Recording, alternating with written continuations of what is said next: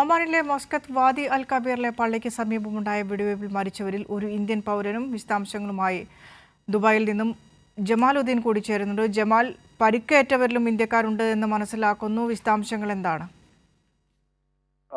ഇന്നലെ രാത്രി ഉണ്ടായ വെടിവെപ്പിൽ ഒരു ഇന്ത്യക്കാരൻ ഉൾപ്പെടെ 9 പേരാണ് മരിച്ചിരിക്കുന്നതെന്നാണ് ഒമാൻ റോയൽ പോലീസ് ഇപ്പോൾ അറിയിച്ചിരിക്കുന്നത്. ഇത് ഇന്ത്യക്കാരൻ ഏത് സംസ്ഥാനത്തുള്ള ആളാണ് എന്ന് സംബന്ധിച്ച കൃത്യമായ വിവരം അധികൃതർ നൽകിയിട്ടില്ല. എന്തായാലും മലയാളിയല്ല എന്ന സൂചനകൾ ഉണ്ട്.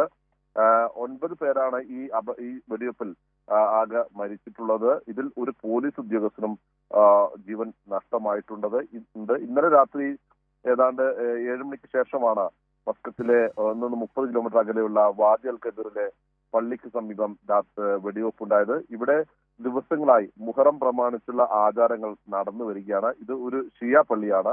ഇതിനിടെയാണ് അക്രമ സംഭവം ഉണ്ടായത്. നേരത്തെ സൂചിപ്പിച്ചതുപോലെ ഒരു ഇന്ത്യക്കാരൻ ഉൾപ്പെടെ 9 പേർ മരിച്ചു. ഒരാൾ പോലീസ് ഉദ്യോഗസ്ഥനാണ്.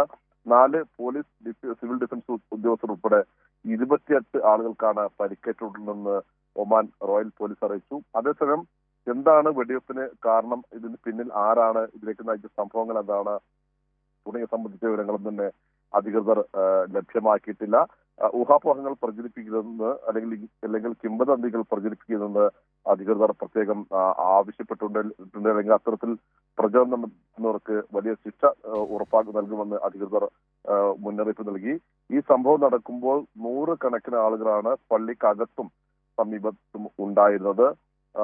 ഏതായാലും ഇത് സംബന്ധിച്ച അന്വേഷണം അധികൃതർ ഗൗരവമായി തന്നെ ആരംഭിച്ചിട്ടുണ്ട്. ഈ കൊല്ലപ്പെട്ടവരുടെ കുടുംബത്തെ അനുശോചനം അറിയിക്കുന്നതായി ഒമാൻ പോലീസ് ട്വിറ്ററിൽ അറിയിക്കുകയും ചെയ്തിട്ടുണ്ട്.